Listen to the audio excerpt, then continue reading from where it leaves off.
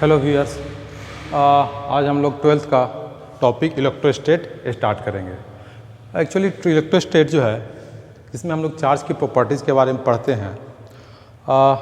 Charge exist कैसे करता है, तो डेली लाइफ में हम लोग कॉम करते हैं, कंघी करते हैं, तो देखते हैं क्या कि कॉम करने के बाद उस पर कुछ चार्ज डेवलप हो गया। वो कॉम को हम ले जाके कागज़ के छोटे टुकड़े के पास ले जाते हैं तो वो छोटा कागज़ का टुकड़ा अट्रैक्ट हो जाता है। तो अट्रैक्ट हो रहा है, इसका मतलब ये हुआ कि कहीं ना कहीं चार्ज डेवलप हुआ है। तो उसी चार्ज की प्रॉपर्टीज़ को हम लोग पूरे इलेक्ट्रोस्टेट में पढ़ते हैं। तो चार्ज के कारण और चार्ज के कारण से इलेक्ट्रिक फील्ड डेवलप हो जाता है, चार्ज के कारण से इलेक्ट्रिक डायपोल डेवलप हो जाता है, और भी अदर प्रॉपर्टीज़ हम लोग धीरे धीरे 12th के इस चैप्टर में पढ़िए। बहुत इंपॉर्टेंट टॉपिक है, इसको ध्यान से पढ़िएगा। अगर ये नहीं समझ में आएगा तो आपका नेक्स्ट टॉपिक जो करंट है ये बिल्कुल भी नहीं समझ में आएगा। ये बहुत ही इंपॉर्टेंट टॉपिक है, 12th का पहला टॉपिक है। तो इलेक्ट्रोस्टेट देखिएगा, इसमें कुछ पॉइंट्स है, इंपॉर्टेंट पॉइंट्स हमने लिख दिया है, समझाने में ईजी हो जाता है। तो study of charge particle at rest, it is very important point. At rest मतलब उस चार्ज पार्टिकल के प्रॉपर्टीज़ को पढ़ते हैं जो रेस्ट में है। इलेक्ट्रोस्टेट, इलेक्ट्रो मीन्स चार्ज और स्टेट मीन्स रेस्ट। उस चार्ज की प्रॉपर्टीज़ को पढ़ेंगे जो रेस्ट में। अगर same charge particle if the same charge particle starts moving, अगर मूव करने लगा तो उसकी स्टडी को हम लोग इलेक्ट्रोडायनेमिक्स में पढ़ते हैं। उसकी स्टडी को किस में पढ़ते हैं? इलेक्ट्रोडायनेमिक्स, जो नेक्स्ट चैप्टर है जिसमें हम लोग करंट में पढ़ेंगे। नेक्स्ट चैप्टर जिसको हम लोग बोलते हैं करंट, उसमें हम लोग चार्ज पार्टिकल को मूव करा देते हैं, उसके कारण से इलेक्ट्रिक फील्ड डेवलप हो जाता है। वो कुछ प्रॉपर्टीज़ है जो हम लोग नेक्स्ट चैप्टर में पढ़ेंगे। Charge is a scalar quantity, याद रखिएगा चार्ज जो है स्केलर क्वांटिटी है, इसके पास कोई डायरेक्शन ये नहीं कर सकते चार्ज है तो नॉर्थ में है, चार्ज है समथिंग नॉर्थ में है, ऐसा कुछ नहीं होता। इसके पास सिर्फ मैग्नीट्यूड होता है, वो पॉजिटिव हो सकता है और निगेटिव हो सकता है। ऐसा unit of charge is coulomb, याद रखिएगा कूलम चार्ज होता है, इसको कैपिटल सी से नोट करते हैं, और एम्पियर सेकेंड होता है, एम्पियर सेकेंड। सीजीएस यूनिट को हम लोग बोलते हैं इलेक्ट्रोस्टेट यूनिट, ESU। 1 कूलम जो होता है 3 × 10⁹ ESU के बराबर, याद रखिएगा 1 कूलम जो है 3 × 10⁹ ESU के बराबर होता है। There are 2 types of charge particle, हम लोग सब जानते हैं कि 2 ही टाइप का चार्ज पार्टिकल होता है, एक को पॉजिटिव चार्ज बोलते हैं, दूसरे को निगेटिव चार्ज बोलते हैं। हम लोग जानते हैं लाइक चार्ज रिपेल, अगर सेम चार्ज होगा, पॉजिटिव चार्ज होगा तो रिपेल करेगा, और अगर पॉजिटिव निगेटिव होगा तो अट्रैक्ट करेगा। वही चीज़ लिखा हुआ है, पॉजिटिव है या निगेटिव चार्ज है, फोर्स ऑफ अट्रैक्शन लग रहा है। अगर पॉजिटिव चार्ज पार्टिकल है, पॉजिटिव चार्ज पार्टिकल है तो फोर्स ऑफ रिपल्सन लग रहा है। सेम चीज़ है, पॉजिटिव रिपल्सन, निगेटिव रिपल्सन। अगर पॉजिटिव निगेटिव है या निगेटिव पॉजिटिव है तो अट्रैक्शन लगेगा।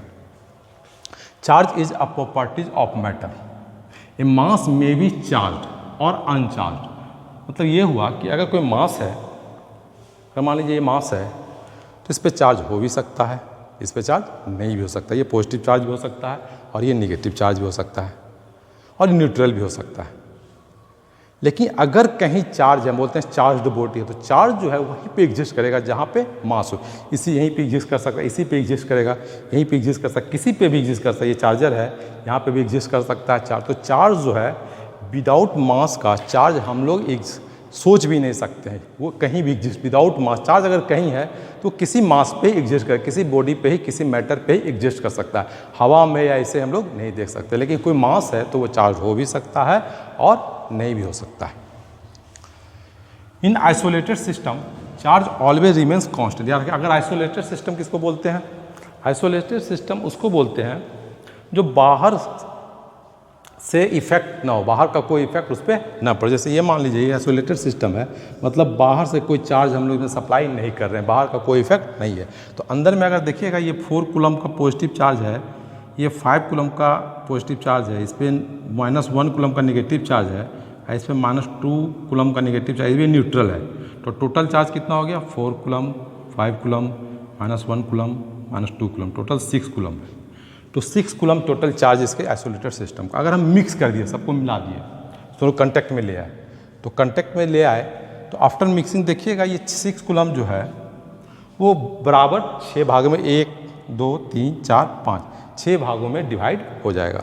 तो देखिएगा 6 कूलम 6 भाग में तो हो जाएगा 1 coulomb 1 coulomb 1 coulomb 1 coulomb 6 part, 5 part है, 1 2 3 4 5, 5 को 1 2 3 4 5 है, 6 कूलम है, तो सब पे क्या हो जाएगा 6/5 कूलम, 6/5 कूलम, 6/5 कूलम, सब पे 6/5 कूलम डिस्ट्रीब्यूट हो जाएगा। कंडीशन होगा कि जब पांचों जो आइडेंटिकल हो, आइडेंटिकल नहीं होगा तो उस कंडीशन में हम लोग आगे पढ़ेंगे, जो पोटेंशियल के कंसेप्ट से हम लोग आगे की ओर समझेंगे। ये कंसेप्ट क्लियर है तो हम लोग इसको हटाते हैं, कुछ और इंपॉर्टेंट पॉइंट्स है उसको हम लोग डिस्कस कर लेंगे।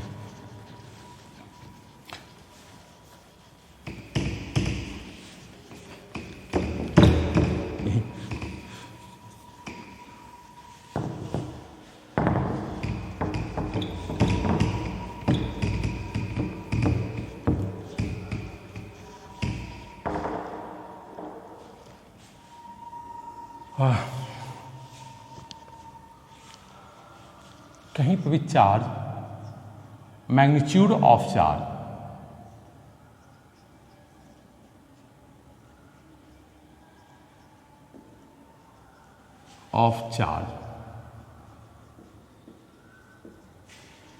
will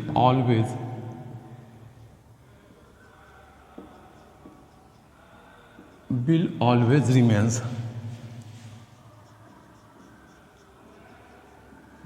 independent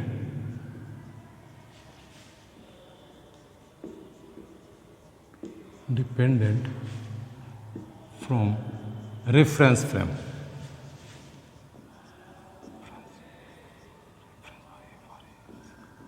रेफरेंस फ्रेम, इसका मतलब ये हुआ कि हम लोग 11th में पढ़े हैं कि वेलोसिटी, एक्सेलरेशन या डिस्प्लेसमेंट है वो रेफरेंस फ्रेम्स पे डिपेंड करता है।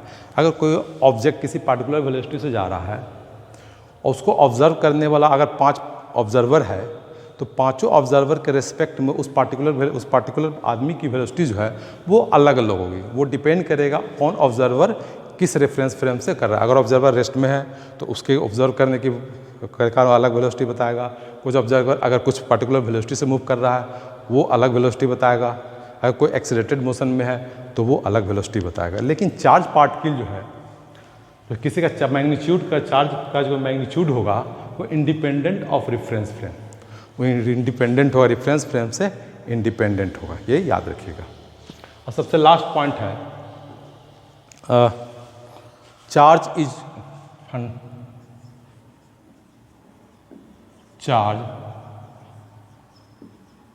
इज क्वांटाइज्ड, ये लिख सकते हैं चार्ज इज क्वांटाइज्ड। क्वांटाइज्ड का मीन्स होता है कि ये जो है चार्ज जो है वो हमेशा जो है वो फंडामेंटल क्वांटिटी के मल्टीपल में रहेगा। इसको हम लोग लिख सकते हैं NE, वो इसी फॉर्म में एग्जिस्ट करेगा।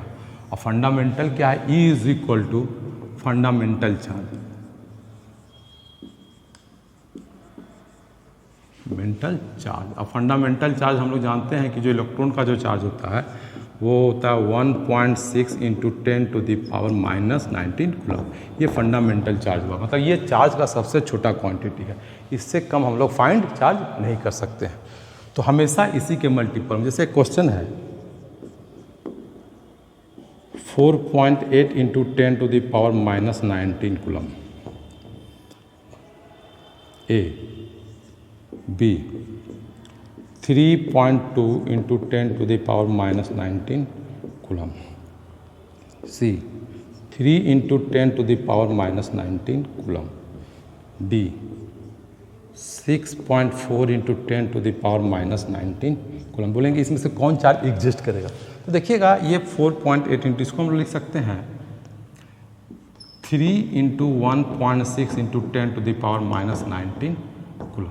इसका मतलब ये हुआ कि ये इस फॉर्म में n = 3 और E = इतना, मतलब ये चार्ज एग्जिस्ट करेगा 3 मल्टीपल के रूप में। ये 3.2 को लिख सकते हैं 2 × 1.6 × 10⁻⁻19 कूलम। तो ये 2 है और ये 1.6, तो ये भी चार्ज एग्जिस्ट करेगा। लेकिन 3 को हम लोग कुछ इस फॉर्म में नहीं लिख सकते, NE के फॉर्म में हम लोग नहीं लिख सकते, तो ये चार्ज कभी एग्जिस्ट नहीं करेगा।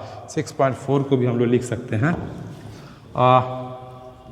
4 × 1.6 × 10⁻⁻19 कूलम। तो ये हो गया 1.6 पर n की जगह पे 4, तो ये भी चार्ज एग्जिस्ट करेगा। और एक लास्ट छोटा सा क्वेश्चन है Q = 5 ए, बी 3 सी, 2.5 ए, डी 3.7 ए, ई 4.8 ए। इसमें से कौन चार्ज पार्टिकल एग्जिस्ट करेगा? तो सबको पता है कंसेप्ट से, 5 भी एग्जिस्ट करेगा, 3, लेकिन 2.5 एग्जिस्ट नहीं करेगा। क्यों? क्योंकि 2.5 मतलब 2 चार्ज अब प्लस हाफ, तो आप हाफ चार्ज को तो आप फाइंड ही नहीं कर सकते, क्योंकि ई से आधा तो आप चार्ज फाइंड ही नहीं कर सकते, तो हाफ चार्ज एग्जिस्ट नहीं करेगा। 3.7 वही कंसेप्ट है, 3 + 0.7 ये कभी आप फाइंड कर ही नहीं सकते। 4.8 भी आप एग्जिस्ट नहीं कर सकते। तो ये हम लोग जो है ये सबसे बेसिक है। नेक्स्ट क्लास में हम लोग चार्ज को कैसे, किसी पार्टिकल मटेरियल को कैसे चार्ज करते हैं, इसके 3 मेथड हैं, conduction method, induction method and friction method. तो ये हम लोग नेक्स्ट क्लास में पढ़ेंगे। Thank you. ओके।